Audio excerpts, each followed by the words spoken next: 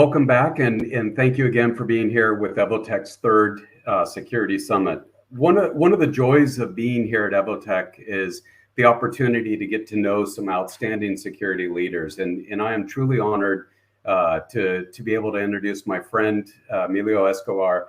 He is the CISO at Datadog, before that with Hulu and Sony, a very, very large number of different roles and responsibilities.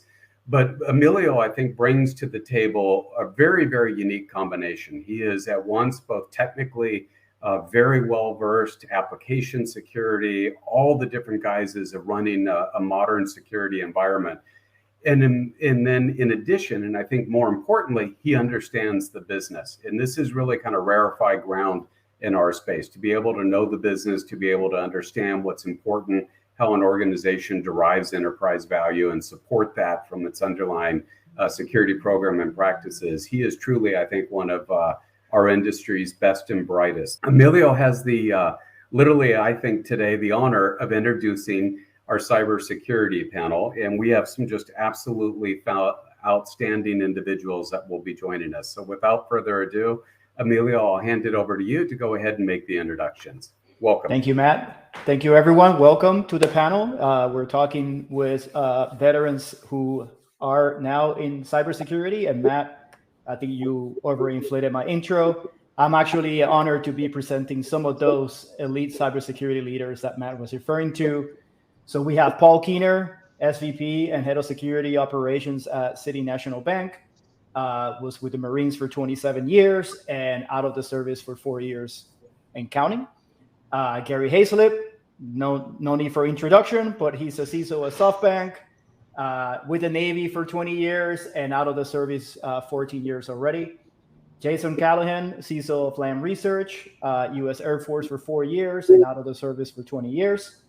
Mike Santos, Director of Security and Information Governance for Cooley, with the Navy for 9 years and has been out of the service for 21. And finally, Tom, but not least, Tom, SVP of AIT Data and Information Security at SchoolsFirst Federal Credit Union, and has served for the Marines and is currently serving as a reservist for the Air Force. So 21 years in the service. So thank you all for your service, and excited to be sharing this panel with you all. We're going to get started with a few questions, but for the audience, feel free to ask as we're having a chat. Any questions that we may answer, we may bring your question into the conversation, or just wait till the end for a Q&A. So, but feel free to just chime in as we're going through. Gary, I'll start with you actually. Looking back in your career, what do you think was that pivotal moment that now made your transition successful? When I could start paying the bills. I'm just being honest. But, honestly, I think a lot of it was, you leave one community, and one way of life, and you're looking for that sense of mission, that sense of place, and that's what I found when I landed in cybersecurity was, that sense of mission in this community of fellow vets and people that were very close, and the fact that I could actually make money and be able to take care of my family and everything as well.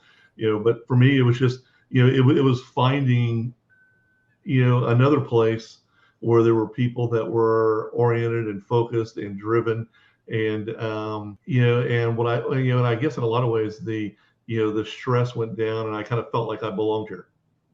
That I'd come home again to a new home, and then the people I met there, a lot of them being vets, helped as well, and it helped me say, this is where I should be, and then of course, just happens to be that, we're in a community that pays quite well, and the wife is extremely happy. So, it's been a good ride.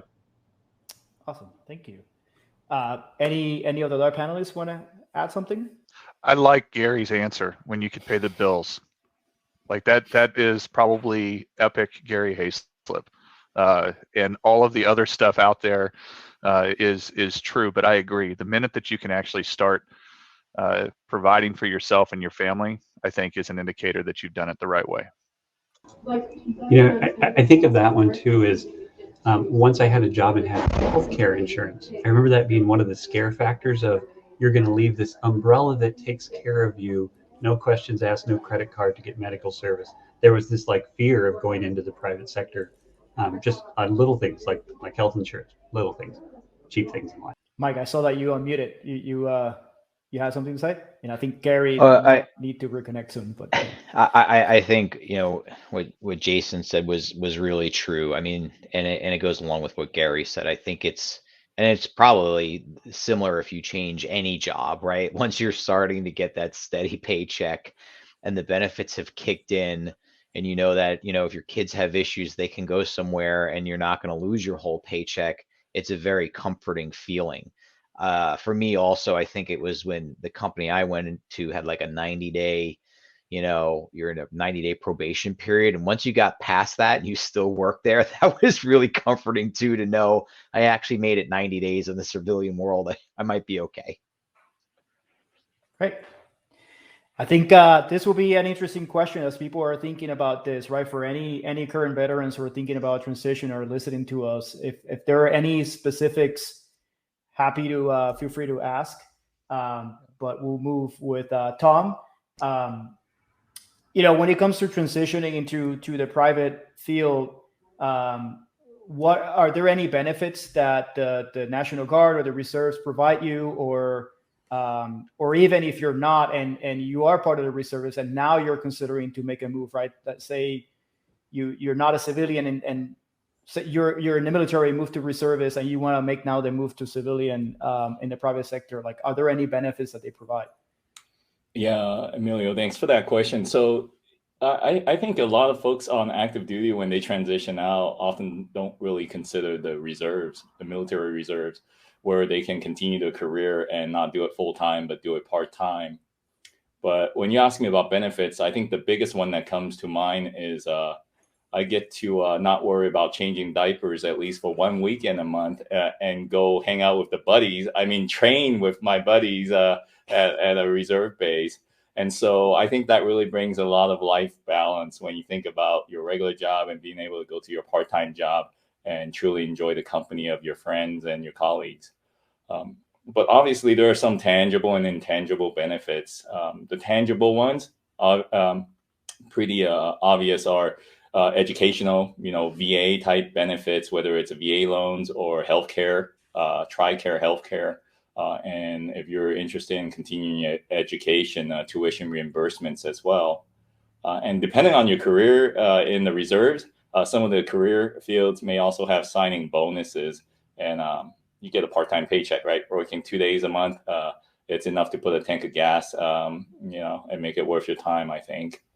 But really, it's the intangible benefits. I think that really stands out for me. The relationships you get to build with your colleagues, the experiences that you have in the reserves, and the training that you get. And I would say from a relationship perspective, I'll highlight one point.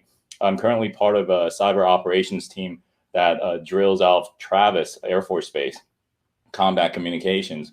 And because it's so close to the Bay Area, you have a lot of folks that are part of like DocuSign, Cisco, a lot of the tech firms around the Bay Area that are part-time reservists with our reserve unit. So once a month, you get to hang out with them and hear their good, bad, and ugly story from the past month. I think, it's great to have that kind of support, that kind of networking. So that's from a relationships perspective. Experience, I think in the reserves, just like any aspect of the military, there's days that suck really, really bad, and there's good days. And I think the good days may include a trip to Germany and we get to rebuild the network at the Warrior Preparation Center. And you don't get to do that every day. Fly to a different country and set up network from scratch. Or the other highlight is you get to fly to Maui and observe someone else playing out in the field and get to hang out for a few days there. So that's from an experience perspective, both good and bad. But training, I think, will be one intangible highlight. Not only do you get a lot of leadership training in the reserves or in the active component as well, but if you're in the cyber career field, I think there is the directive of 8570, which really expects everybody who's a IT person to be certified in either Security Plus or other types of certifications. And that really helps open doors out in the civilian world. So I think those are kind of some of the tangible and intangible benefits. But I would say the biggest intangible that's not mentioned is the military total experience really stretches you as a person and forces you to always adapt and try to overcome. And I think that's the skill and experience that really helps you on the civilian side. But I'm sure open it up to my colleagues here. I think there's probably quite a bit of a public-private partnership out there that may be additional benefits I'm not aware of. I will tell you that I teach expeditionary warfare school for the reserves for the Marine Corps, and one of the reasons that I prefer to teach the reserves, I won't teach active duty. I prefer to teach the reserves is because there's the benefits that you're talking about, Tom, about bringing that into the civilian world. I think one of the things that's often missed is what benefits being a civilian employee brings into the military the military side of things, right? So when you get a reservist coming in, you know, that guy could be the CISO at an organization, could be, you know, some sort of network ninja, or whatever they happen to be. You don't really know. It's like biting into, you know, C's candy and you're like, ooh, coconut, maybe not this one, right? You know, or hey, wow, this, you know, that's dark chocolate, that's good to go, right? You know, that you just don't know what you're going to get, but when you find it, it's most of the time the reservists are force multipliers because of the civilian experience that they bring, and it makes our force, it makes our readiness better as a military organization. I was going to make a joke, Paul, about like maybe your analogy would have been better with crayons instead of chocolates, but it's okay. We get the message. Hey, dude, do not knock the crayons until you try them, man. Is all I'm saying. Anyway, anyone else? Any comments? Any follow-ups? You know, one of the things that I'll add is in my civilian experience, like I remember when I was with a civilian for the DoD, and I work with a lot of reservists myself, and you can tell some of the things that Paul mentioned. But it was also really good to see a lot of the companies that do business with the government, like help reservists stay in both the military and the civilian practice. And one of the things they had was also like salary match benefits as well. So that way, going back to the first answer that Gary started us with, you're not hurting your ability to support your family, which I think is an amazing benefit to do as well. Not every company does it, but I think there are options there if you look. But Paul, with you on, you know, this, I think this is going to be hopefully of interest to the audience, because I in my conversation with the panelists, there seems to be quite a bit of this. And but what do you think are the myths that are impacting veterans from making the transition? So I actually was writing some of these things down. I was like, man, like how do you distill that into a small thing? So I'll just do a couple that are probably more controversial, right? That I think hopefully will get the conversation flowing. One is that my service is enough to get a job, and that's a myth. It's not. So one of the things that I tell transitioning veterans is that every ethical dollar you earn is a result of you bringing value to somebody else. You were paid for your service. Everybody recognizes that, and that's good. But your ability to make money and to be successful outside the military depends entirely upon what value you bring to the organization. And there will be some level of respect and appreciation for the service, and that's great. That's awesome. But that is probably the biggest myth, is that the service alone, you know, enables you to get a job. Second is that everybody wants former military. Not really true. What they want is they want the discipline, and they want people who are ethical, who are hard workers, who have a good work ethic, all those type. That's what they want. What you have to be careful of, and I think part of the transition dilemma happens to be when you leave the service. How do you leave the service? Do you leave the service on your own terms, or do you leave it on the service's terms? And so your identity kind of gets wrapped up into that, and that makes it difficult to transition. So not everybody wants former military. It's what one of the challenges that you have with companies that aren't as familiar, don't have a high veteran population within them, is translating why what you did in the military actually becomes value added to the organization. That's really a challenge. And the final myth, I'll say this, is I'm a project manager. Let me tell you, no, you're not. Like, that's just, it's just not. I will tell you that almost literally every single person that I talk to comes out and is like, I was a project manager. I did all this stuff. And I will just tell you, from the civilian world side, from the corporate side, unless you were in part of the systems command, the acquisition community with DIWEA certs and all that type of stuff, you're not a project manager as it relates to what we do in the civilian world. And so there's aspects and pieces and parts of it that are true no matter what you're doing. But what that does is that when they put that on the resume and they come in and they start talking to a talent acquisition, someone in talent acquisition, they say project management, and then they get blindsided because that's what they've been told in the transition readiness seminars, is that all of their project managers, their operations specialists, all that type of stuff, and they find out real quick that that's not really true. And so having someone to talk to and work through those, how you describe what you did in the military, is so incredibly important. It's hard to put that as anything other than the top. You have to have somebody to talk to about it. For me, it was Gary. It was Macy Dennis. You have to have somebody that can breathe some common sense into your picture. So there are plenty more, by the way. I will add one bonus. This is a bonus one. Just because you happen to be here at the Security Summit, you get the only one that's going to be said here, right? Is that you have to modify your resume for every job that you apply for. That is probably the biggest myth. It's the one that is the biggest fraud that is perpetrated by the Transition Readiness Seminar. The purpose of the resume is to get the interview.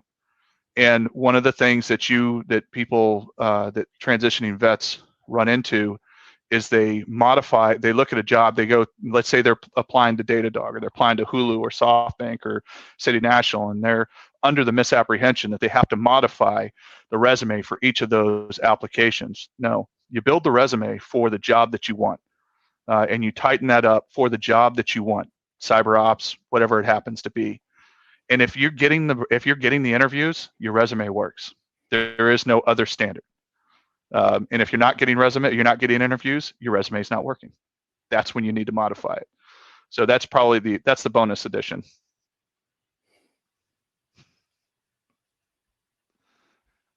For the rest of my brethren here, go ahead. So Paul, by that standard, I should update my resume with 3 bullets. I don't drink, I don't smoke, and I show up on time. Maybe that'll get me an interview. I will tell you, I've had a couple of guys show up when I was at Viasat, and he's got the kung fu grip and the action hair, and he's like, hey, I'm going to go do all these things, and I'm like, you have the skill set of a kid coming out of high school right now, and that you need to get. And he had this particular guy. It's not easy to be mentored by me, to be honest with you, but he was being sent by the Marine Corps to go to Cybercom, to Mar4 Cyber, to go and train as under with the only type of training you can get out of NSA. You can't get it anywhere else. And he's like, I'm going to get out and go do something. I was like, that is the worst idea I've ever heard. You need to go to NSA. You need to get the training. You need to go ahead and make your bones and prove yourself, and then you will never have a problem finding a job once you do that. But you getting out as an IT specialist, anymore we're going to have to spray if we have any more IT specialists come into the organization. So just that's my perspective. So good feedback. Anyone else got anything else to say? Well, I definitely like that. I'm going to have to spray. dude, you're killing me. But no, man, honestly, he brings up a point. I mean, when I transitioned, one of the things I learned right away was I didn't have any mentors. And so it took me longer to transition because I didn't have people to talk to, and the way and I've since written articles about this. If you're prepping and you're going into the cyber field or the IT field, get involved in the community ahead of time. Start going to some of the professional organizations, start meeting people that are already in the field so that they can actually look at your resume ahead of time. They can start telling you what type of jobs that are hiring, that are hot right now, what kind of skill sets they're looking for. This will give you an idea. You may need to adjust your resume because while I do have those skill sets, I just didn't talk about it in my resume. And then as Paul said, having that mentor to this day, I've got mentors who are in the security community. I got mentors that are in the executive community that are CEOs and stuff. I've got mentors, from my church. I have a wide range of people that I talk to, because you try to have, you try to go ahead and broaden your view once you get out into the corporate world and you've taken that uniform off and you're now wearing a different uniform and you're operating in a different environment, and you do need mentors and people to be able to, help guide you. And the big thing is once you have them and you start making progress, remember, you also have to mentor and help people that are following behind you. Right. I would share a myth maybe on the other side of transition. This was a myth I thought about the outside world when I was on the inside. When I got out and got my first professional job, I look back on that now and say they really should have fired me. I was such a pain in the ass, and it was because I thought that organizations were like the military, where there are rules and rules are followed. I didn't realize that influence was far more powerful than any rule written in a corporate document. And it took me a fair amount of time to adjust to that. Rules are a reference far more than they are the law, where we are used to as military members, they're literally the law. It's a very different in corporate America. Your ability to influence and sort of, to Paul's point, bring something to the table is far more impactful and important than being a rule follower or expecting others to live up to them. You 1,000% right, Jason. When I transitioned out of the Marine Corps, I went to Viasat's Veterans Career Transition Program. They do it twice a year. Fantastic. It's not a Viasat pitch. It's just trying to help people, figure out what they do. One of those they do is a Strengths Finder test. And for me, my strength was building relationships. And if you look out of the 30 people that were there, I was the only one with the relationship building. Everybody else was like ops and something else. I can't remember what the other ones were. And there's some times where it's good to be unique. One thing I will say that I think is important to hit on Gary's point with respect to the mentorship and the networking piece. You cannot transition successfully 90 days out from your EAS. It's just not possible. The transition process starts probably 2 years to a year and a half prior. The network building, making sure that your LinkedIn is working, that you're communicating with people. The jobs that are out there that pay money are not the ones that are advertised. They're just not. The job I got at Viasat was not an advertised job. So, it is the networking piece. And I'd tell Marines that transitioned, the Marine Corps does not care about you. It's an institution. And that's true for all the branches of service. It's Marines and soldiers and sailors and airmen and now Guardians of the Galaxy and Space Force, I guess, who care about you, right? Who are going to help you when you get out.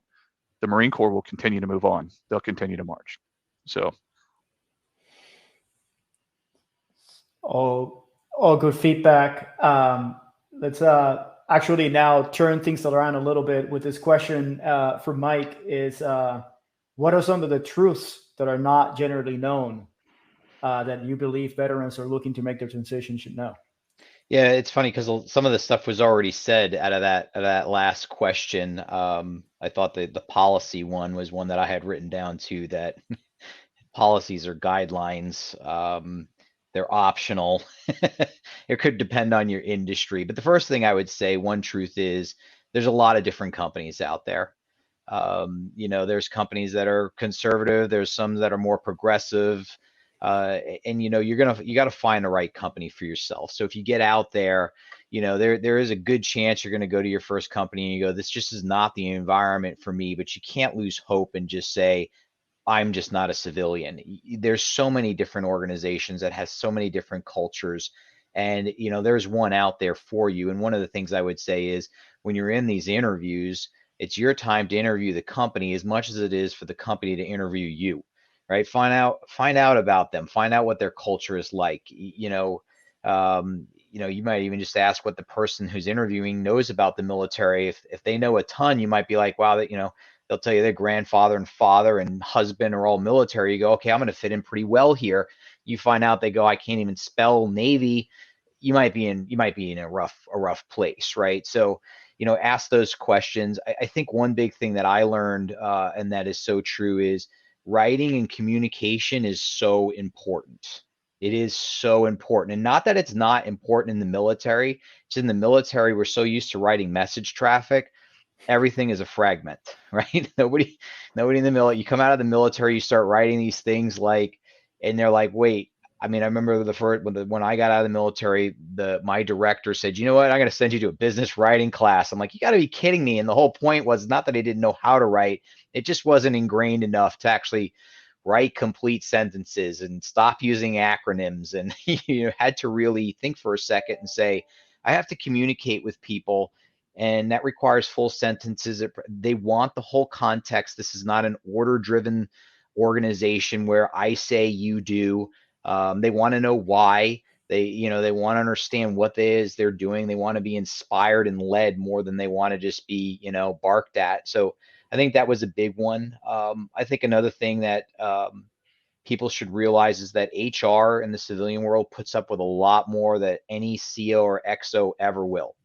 And you just have to be prepared for that, especially if you're going to be in a management position that, you just can't wield your sword and throw the hammer down, and to the earlier point say, well, this was the policy and they didn't follow it. It doesn't work like that. The employment laws actually have to be followed per state.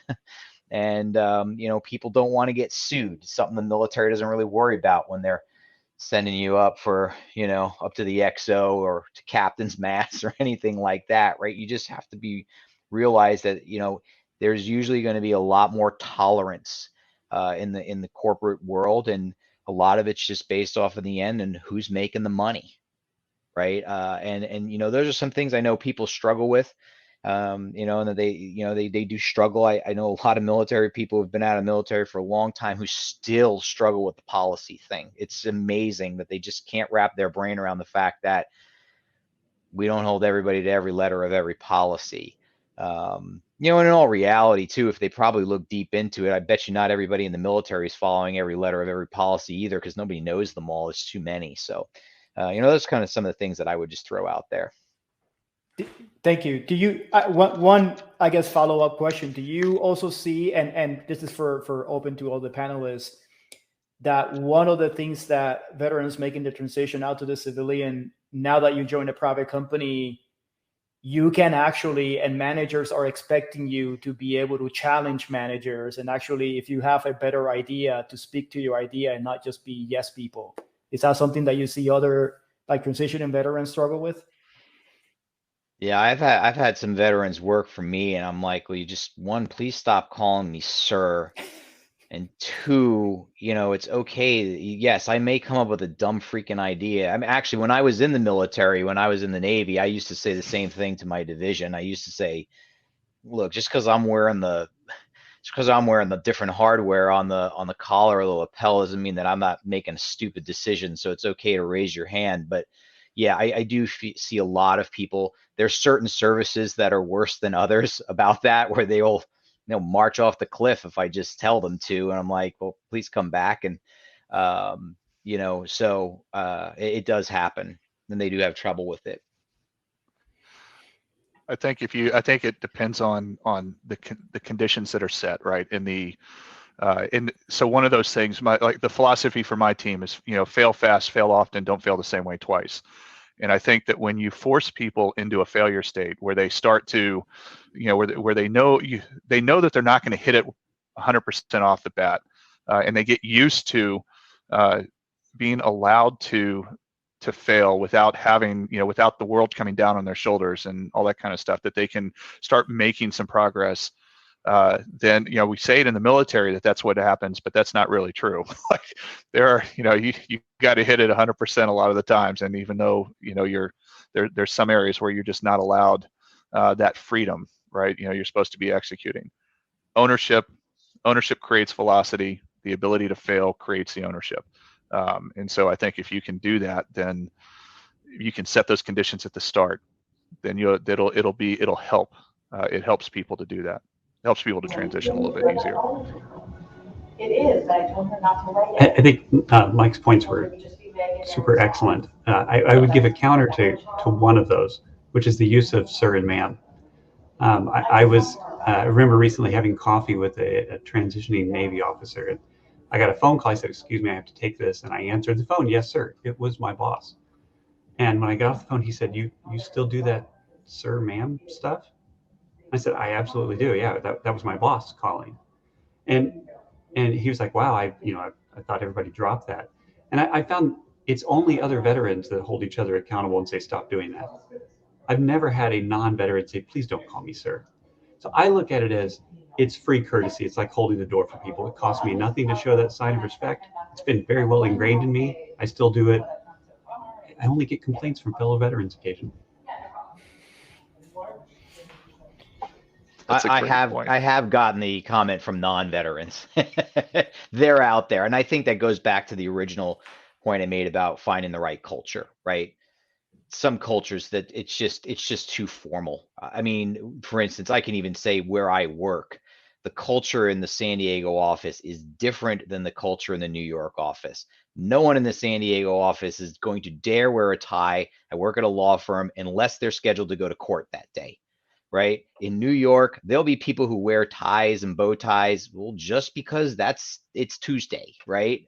So you'll never see flip-flops in the New York office. You'll definitely see flip-flops in the San Diego office. So I think it really depends on the culture of your environment, because I have had people say, "Please stop calling me sir." We're trying to be a little bit more on a friend level than we are on a structure level. But I think it's, for me, it's just as Jason was saying, I tend to do it just out of habit. It's just the way I was raised. And then 20 years in the military, it just kind of ingrained. I let them tell me, to do it or not do it. It's interesting. Most of my bosses have been ex-military. So we all kind of gravitate towards each other. But it is, like you said, some offices are different.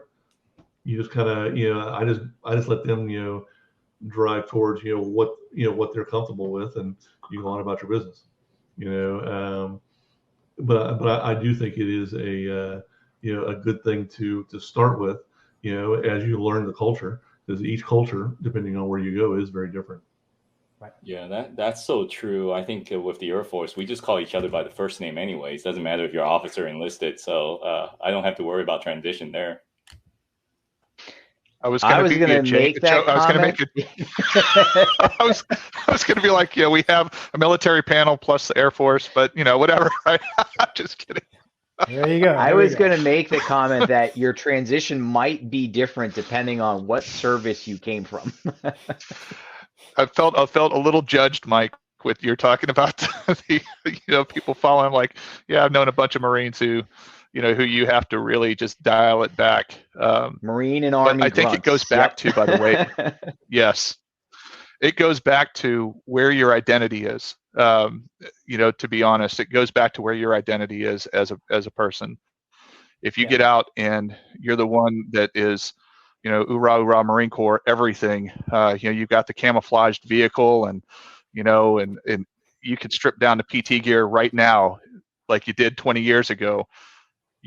You probably struggling with some transition issues, but to realize that part, I used to tell people, it's like it was a foundational point for me, or kind of this inflection point when I was at Command and Staff College, and the guy goes, one of our friends, he's a friend of mine, he was our conference group leader, and he said, remember, this is your life's work. And I remember it was at that point I knew I was going to retire, because it was, I remember saying that this is not my life's work, this is just a work in my life, right? This is a part of my life. I'm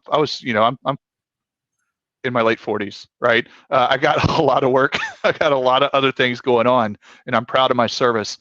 But my service is not what defines me. It is just a defining characteristic of who I am as a person. And I think when you can't switch that off, it makes it really, really challenging, not only for you to transition, but for people to help you transition.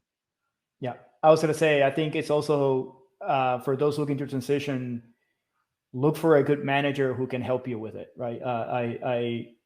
And that will be great. But Paul, staying with you, you're talking about, I think it's a good transition to the next question, which is, what skills have you learned in the military that help you in your current role?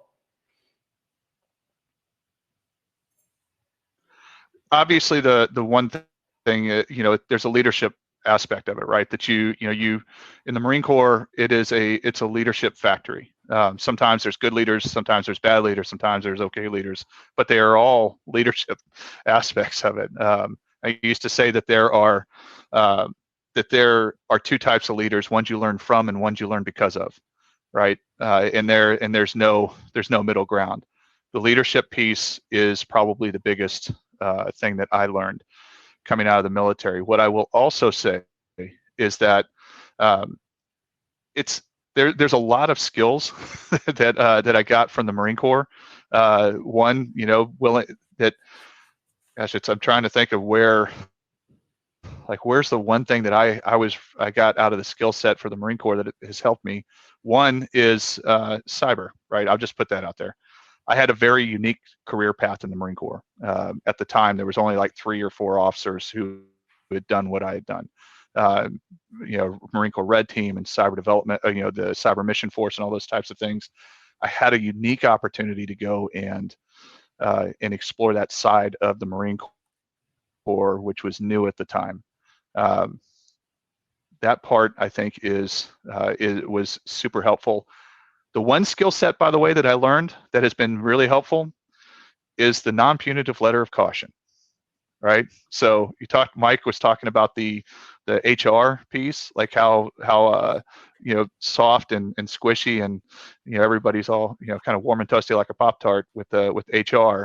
The non-punitive letter of caution it was probably the most helpful thing, because it gave me the understanding of how to put somebody into a box. Like if you have an underperforming, colleague or something, how do you do that? How do you deal with the civilian world and not cross HR lines? The non-punitive letter of caution helps you do that, mainly because it tells you what the problem is, what the recommended solution is, what's going to happen if you don't do it, and it forces you as a leader to really put down in writing what the problem is. And then you have to give that person an opportunity to fix themselves. That part probably has been more helpful than just about anything else, because of the craziness you have to walk through with HR policy in California, nonetheless. I mean, I think it's a little weird. It's a weird one, I know, but go ahead. No, I'm saying, for me, one of the things is the management of systemic risk. When you're in the military, we deal with large projects, we deal with large issues, and we're told to basically break them down into small pieces and then eat those small pieces until you get your stuff done, till the mission is done, to whatever you're working on. Cyber, in a lot of ways, is that it's risk in small packages that's spread out, across the organization. And if one of those pieces breaks, the whole thing can break. And so you're trying to manage those pieces, and when you get 20 years of experience of doing that, and then you cross over into the civilian side, one of the things I found was cyber. It's relatively the same, now how willing they're able to deal with risk compared to DoD obviously is very different, and policy and procedures tend to be very different, but the management of that risk, and how we look at it, how we break it down, and how we focus teams on pieces of it, and how we deliver, I think it is a very unique skill set. It's something that's drilled into us. Yeah, I would say two things are, one is flexibility, right? In the military, you take the job if it's given to you. You don't get to say, oh, I'm not ready for this, or you don't know the situation, right? You could wake up one morning and they can say that guy is no longer with us on this earth. You're now in running that department too, and you just did it.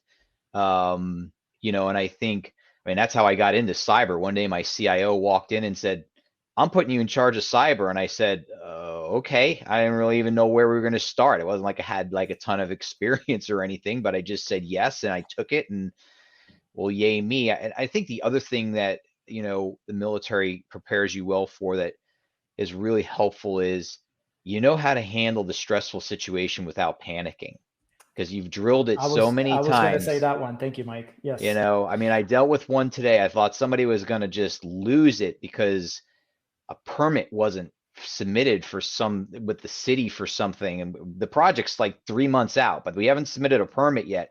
Thought the person was going to lose their mind, and everybody that this person talked to lost their mind. And eventually they got to me, and I'm like, okay, let's take a second. You're used to just saying, hey, how do I operate calmly and effectively, even in what could be a crisis situation? Because you trained it a lot, right?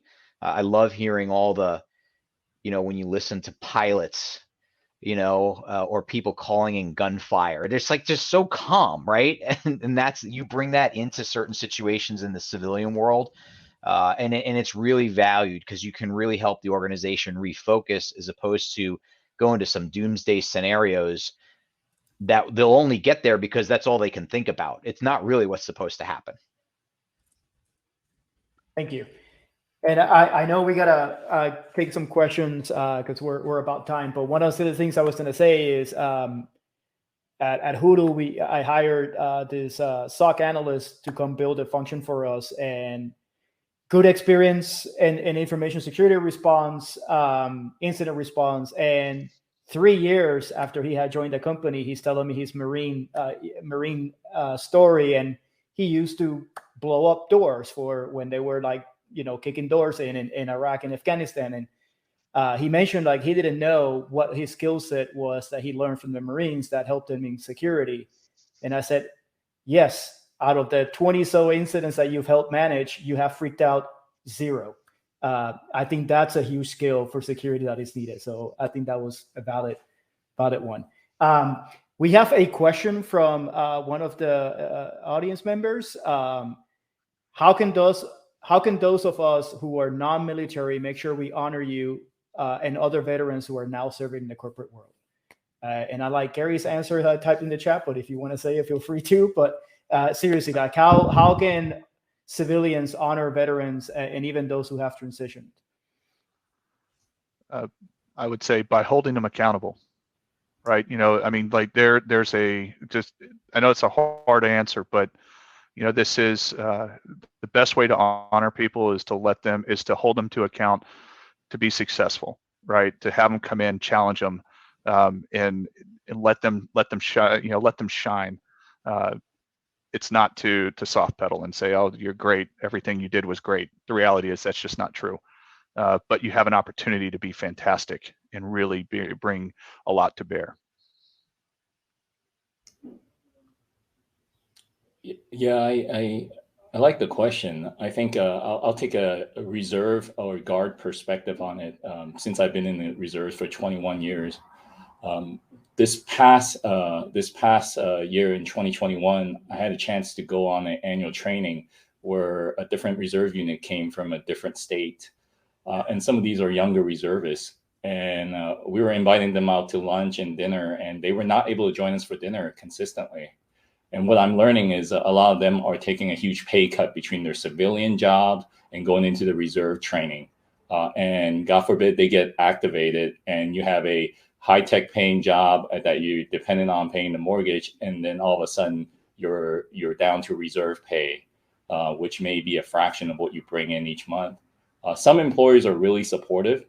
Others are getting to that point, but figuring out a way to allow people who want to serve in the military on a part-time basis serve without worrying about the financial aspect of it, I think that will go a long way. I know quite a few high-tech companies as well as large institutions do support military in that way.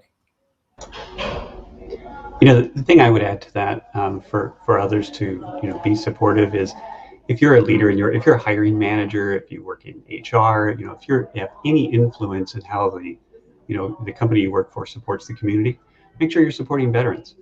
And so, Paul talked earlier about, you're not a project manager. You may think you are.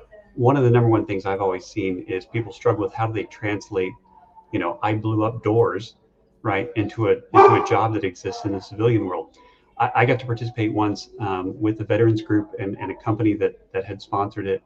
And we brought in a whole group of transitioning veterans, and they had the actual HR people who do regular recruiting sit down and review their resumes, and just gave them the brutal honest, what does this mean? What are you doing? Oh no, you really do that. You need to have these words. It was the greatest thing I'd ever seen. I'm like, you can't buy that feedback from actual hiring managers to tell you, right? When we review a resume, it's like, yes, no. I don't say you didn't get the job or the interview because this part was terrible. So my point is, if you have an opportunity to influence, know that transitioning veterans especially are trying to figure out how to speak the corporate language. So cut them some extra slack when you're reading the resume. Find out who they are, and you'll find out that they've got a lot of skills. We've heard stories of all of those today. Can I add one thing, Emilio? To Jason's point, I had a guy who applied for a red team position with me at Viasat. His resume was not particularly good until I had to talk with him and found out he worked with TAO at NSA. And guess what? One of the best red team guys I know. Fantastic. Hire our heroes, by the way.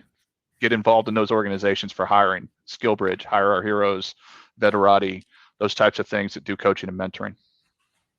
Agreed. I will say that probably the worst part of my resume or section of my resume is the one that relates to my work at TAO with the NSA. So I can completely understand that. Mike, Gary, any final thoughts?